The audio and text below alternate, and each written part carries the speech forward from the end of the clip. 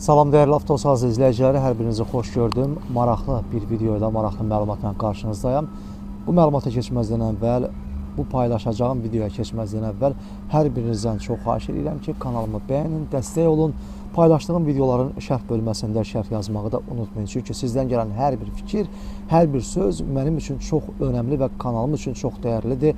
Sizin dəstəyiniz bizi yüksəlməyə doğru aparır, bizim kanalımız inkişafa doğru gedir. Bəli, biz bunu yalnız və yalnız sizin dəstəyinizə, sizin bizi izləməyinizə borcluyuq. İndi isə keçək əsas mövzumuza. Yəni, ümidvaram ki, bu mövzu bir çox sürücülərimizi, yəni təbii ki, məlumatı az olan sürücülərimizi kifayət qədər maarifləndirəcək. Söhbət nədən gedir? Artıq havalar soyuqdur, soyumağa doğru gedir. Bu isə o deməkdir ki, qış artıq qapıdadır. Yəni, qış artıq qapını döyür. Nə etmək lazımdır? Avtomobili tam şəkildə qışa hazır etmək lazımdır ki, qarlı, çovğunlu havada yolda qalmayaq.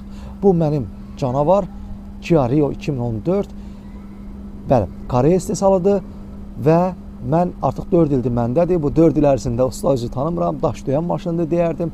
Belə deyək də, ənənəvi o texniki qulluqlardan başqa heç bir formada nasazlıqla bağlı mən usta qapısı açmamışam indiyə qədər. Bu 4 il ərzində 92 min yürüyüşdə almışam, heç bir qəzası indiyə qədər olmayıb.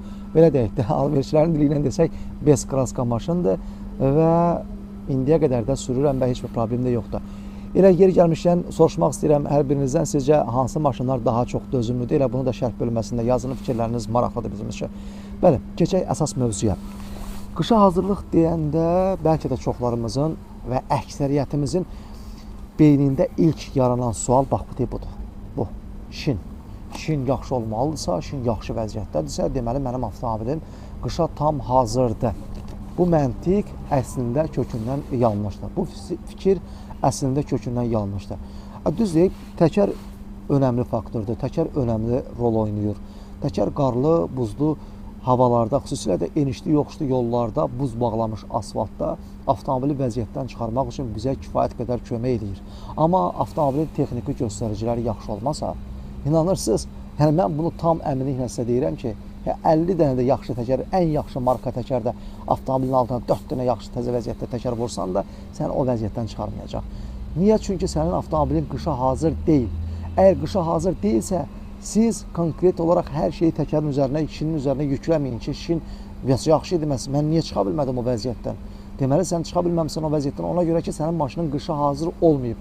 Necə ki, qardaşlar, yoldaşlar, necə ki, biz avtomobili yayda vəziyyətə uyğunlaşdırırıqsa, kifayət qədər yüksək temperatura uyğunlaşdırırıqsa ki, tıxaclarda, enişli, yoxuşlu yollarda avtomobili qızdırmasın, bizi yolda qoymasın, problemlər əmələ gəlməsin, avtomobil dağılmasın, vaxtından əvvəl mühərriki vurmasın. Bütün bunları biz nəzərə alırıqsa, qışı da biz nəzərə almalıyıq və bu soyuq havada biz konkret olaraq diqqət eləməli olduğumuz nüansları göz ardı etməməliyik.